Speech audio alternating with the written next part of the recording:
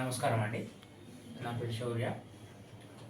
ఈరోజు టీఎస్పిఎస్సి నుంచి వచ్చిన ఒక లెటరు, ఏదైతే ఆనరబుల్ హైకోర్టు ఇచ్చిన ఆర్డరు గ్రూప్ 1లో 1:50 నుంచి 1:100 తీసుకోవచ్చు. మీరు దానికి తగ్గట్టుగా చట్టానికి లోబడి మీరు తీసుకోవచ్చు అన్న ఆర్డర్ని పక్కన పెట్టేసి టీఎస్పిఎస్సి రెస్పాండెంట్స్కి, ఎవరైతే పిటిషనర్స్ ఉన్నారో వాళ్ళకి ఒక కాపీ, ఆనరబుల్ హైకోర్టుకి ఒక కాపీ ఇచ్చిన సందర్భంగా అది 1:50 1:50 తీయకుండా ఉండడానికి రీజన్స్ కొన్ని, 1:100 తీయకపోవడానికి రీజన్స్ కొన్ని పెట్టి మొత్తం 1:100 గ్రూప్ 1 అభ్యర్థులనే యొక్క ఆశ మీద నీళ్లు చల్లే ప్రయత్నము టీఎస్పిఎస్సి ఈరోజు చేస్తుంది.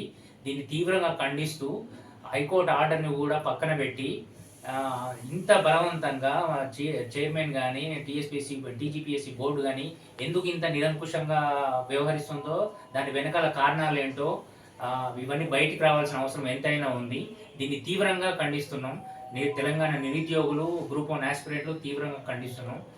దాని గురించి జడ్సన్ అన్న మాట్లాడాల్సిందిగా కోరుకుంటున్నాం. ఏం లేదు బ్రదర్, ఇవాళ మనం మార్నింగ్కి వెళ్ళి ఎప్పుడైతే బల్మూరు వెంకటి వీడియో తీసిండో, ఏది డేట్లు మేము కోచింగ్ సెంటర్ ఆయన చెప్పినట్టు ఇచ్చిన అని చెప్పేసి ఆయన పదం ఏదైతే వాడిండో, ఇప్పుడు 1:50 ఇచ్చి తీరాలి అనేది బల్మూరు వాయిస్, వీళ్ళ వాయిస్, మహేందర్ రెడ్డి గారి వాయిస్, వీళ్ళందరూ వాయిస్. హైకోర్టు స్పష్టంగా ఇచ్చింది. ఏమని ఇచ్చిందని అంటే, మీరు దీన్ని చేసే అవకాశాన్ని చేయొచ్చు అని చెప్పింది. చేయకుంటే ఏం చేయొచ్చు అని మీరు అన్వేషణ ఉన్నారు. లీగల్ ఒపీనియన్ల గురించి ఎవరికి తెలియదు, తెలియదు చెప్పండి. లీగల్ ఒపీనియన్ ఏది కావాలంటే అది తీసుకోవచ్చు.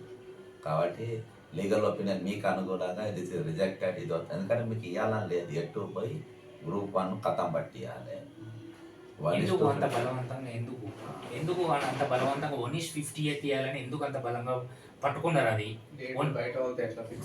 ఇంకొకటి, ఈ డేట్లు అనేవి కోచింగ్ ఇన్స్టిట్యూషన్ నడుపుకునే వాళ్ళని పిలిచి వాళ్ళతో మాట్లాడుకొని, వాళ్ళతో సంప్రదింపులు చేసుకొని, డేట్లు ఎట్లా ఒక చైర్మన్, కాన్స్టిట్యూషనల్ బాడీ అయిన ఒక టీజీపీఎస్సీ ప్రైవేట్ ఇన్స్టిట్యూషన్ల వాళ్ళతోని దగ్గరికి పిలిచి వాళ్ళతో సంప్రదించి డేట్లు వాళ్ళని అడిగి ఎట్లా డిసైడ్ చేస్తారు? అది స్వయంగా మన ఎమ్మెల్సీ గారు బల్మూరు వెంకట్ గారు ఇవాళ వీడియోలో చెప్పారు. ఆయనే సో క్యాండిడేటే వచ్చి డేట్లు అనౌన్స్ చేసిన అతను ఇవాళ మళ్ళీ దానికి ఎగనిస్ట్గా ఆమెను నిరాహార దీక్ష కూర్చోవడం అనేది హాస్యాస్పదం అని చెప్పేసి ఆయన స్పష్టంగా చెప్పిండు. అసలు ఏం జరుగుతుంది టీజీపీఎస్లో, ఏం జరుగుతుంది? ప్రైవేట్ ఇన్స్టిట్యూషన్లతో వీళ్ళకి ములాఖాత్ ఏంది? సెపరేట్ ఒక స్వయం ప్రతిపత్తి ఉన్న ఒక బోర్డు ఇట్లా బిహేవ్ చేయడం అనేది ఇది ఎంతవరకు కరెక్టు? తెలంగాణ నిరుద్యోగులకు అర్థం కాదా? అర్థమైన వాళ్ళు ఊరుకుంటారా? దానికి ఒక యాడ్ ఇచ్చేది. కాకపోతే మేము ఏ డేట్ పెడితే బాగుంటుంది, మీరు అందరూ వచ్చి డేట్లు ఇవ్వండి, దాని ప్రకారం మీ బోర్డు 5 బోర్డు ఎందుకు వేసారు? 5 బోర్డు, మీరు 5 6 ఉంటారు. మీరు అడుక్కున్న ఒక ఐఏఎస్, బయట పొలిటీషియన్లు, రకరకాల మనుషులు పెట్టుకొని మీరు ఎందుకు కూర్చోవాలో చెప్తారు. ఈరోజు సంవత్సరము నీకు డిసెంబర్ వరకు మహేందర్ రెడ్డి గారి టైం ఉంది కాబట్టి నేను తీసుకొచ్చింది సంవత్సరం లోపు నువ్వు అసలు ఇవ్వాల్సిన అవసరం లేదు. 3-4 ఏళ్ళు సర్వీస్ ఉన్నానికి ఇవ్వాలి. ఇచ్చింది ఏంటంటే కేవలం ఇది కథం పట్టించి పోనీకి ఆపరేషన్ గ్రూప్ 1 బాధ్యత నాకు అప్పచెప్పిండు. అది 1:50 లెక్క చేయాలి. మనం అనుకున్న మనుషులు రావాలనే ఉద్దేశంతో కక్ష కట్టి మీరు ఖచ్చితంగా ఇది చేస్తూ ఉన్నారు. కాబట్టి మహేందర్ రెడ్డికి ఒకటి చెప్పు బ్రదర్, మహేందర్ రెడ్డి అనే ఆయనకు ఇంకా చైర్మన్లా కూర్చొని అర్హత ఉందా? బయట వాళ్ళతో తీసుకున్నాక ఆయన క్యాడర్ ఏంది, ఆయన క్యాలిబర్ ఏంది, ఆయన క్రెడిబిలిటీ ఏంది, ఆయన బ్యాక్గ్రౌండ్ ఏంది, ఆయన చేసినటువంటి విధ్వంసాలు ఏంది, ఆయన పెట్టాల్సిన అవసరం ఏమున్నది? ఈరోజు ఆయనను ప్రభుత్వం వెంటనే గవర్నర్కు సిఫారసు చేసి ఆయనతో రిజిగ్నేషన్ తీసుకోవాలి. ఇలా రెడ్ హ్యాండ్ దొరికిపోయిండు, ఇలా పట్టుబడిపోయిండు, తప్పించుకునే ఛాన్సే లేదు. అది మీ పార్టీ ఎమ్మెల్సీయే చెప్పేసిండు. బయట వాళ్ళని అడిగి ఇది చేసుకున్నప్పుడు, బయట వాళ్ళని అడిగి నువ్వు తారీఖులు తీసుకున్నప్పుడు బయట వాళ్ళని అడిగితే పేపర్ కూడా ఇవ్వచ్చు. బయట వాళ్ళతో పేపర్లు బయటకు కూడా పోవచ్చు. వాళ్ళని ఏజెంట్ కావచ్చు. బల్మూరు ఏది మాట్లాడుతుండో ఇవాళ పేపర్ కూడా అదే, లీగల్ ఒపీనియన్ కూడా అదే రాసింది.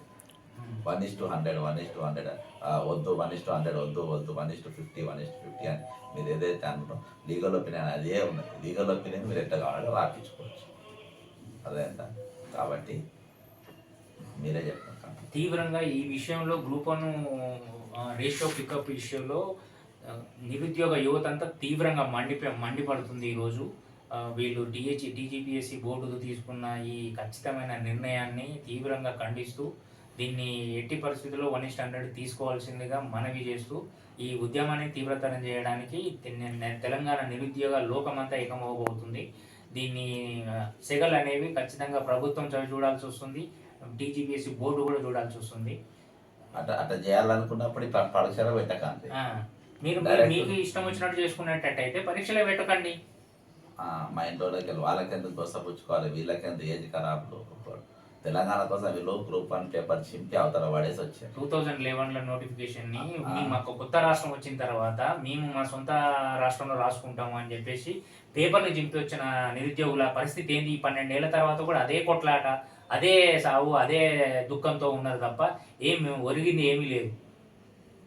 కాబట్టి ప్రభుత్వం వెంటనే ఆలోచించాలి. మీరు మొండి వైఖరి చేసేయాలి. మీరు అది లీగల్ మీరే రాపించారు, మీరే పంపారు. ఈ తమాషాలన్నీ మాకు తెలుసు. మేము కూడా గవర్నమెంట్ కార్పొరేషన్ చైర్మన్ చేసిన వాళ్ళమే. ఏమేమి నడుస్తాయి అన్నీ తెలుసు ఫైళ్ళ మూమెంట్లో. కాబట్టి ఇవన్నీ కథలు పడద్దు.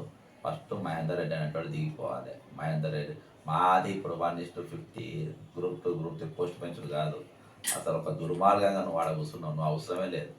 ఈ వయసులో నువ్వు రిటైర్డ్ అయిన వయసులో ఒక డీజీపీ పోస్ట్ తెచ్చుకొని వయసులో నువ్వు చైర్మన్గా కూర్చొని జనార్దన్ రెడ్డి అనేటోడు ఇన్ని రోజులు చేసి విలన్ అయి బయటికి వెళ్ళిపోయాడు. నువ్వు కూడా విలన్ కాబోతావు. నువ్వు కూడా విలన్ అవుతావు. జీవితాంతం ఇప్పుడు ఉన్న కొన్ని 30 లక్షల మంది నిరుద్యోగులను నువ్వు ఒక విలన్గా మిగిలిపోతావు. శాపనార్థాలు వాళ్ళ కుటుంబాల శాపనార్థాలు పడ్డాయి. ఖచ్చితంగా టీఎస్పీఎస్లో స్కామ్ జరుగుతుంది, అలా సవాలే లేదు. ఇప్పుడు నేను పేపర్ చదివినాక అవన్నీ చూసినాక నాకు అనుమానం కాదు. అందుకనే బల్మూరు నీవు పోషించినటువంటి మీ డ్రామాలన్నీ బయటకు వచ్చినాయి. ఏమీ తప్పించుకునే ఛాన్స్ లేదు. వెంటనే ఆయన తొలగించాలి. లేకుంటే మాత్రం మేము దిగే సవాలే లేదు. ఖచ్చితంగా ఉద్యమం పెద్ద ఎత్తున కొనసాగుతుంది. మీరు కూడా చూస్తారు.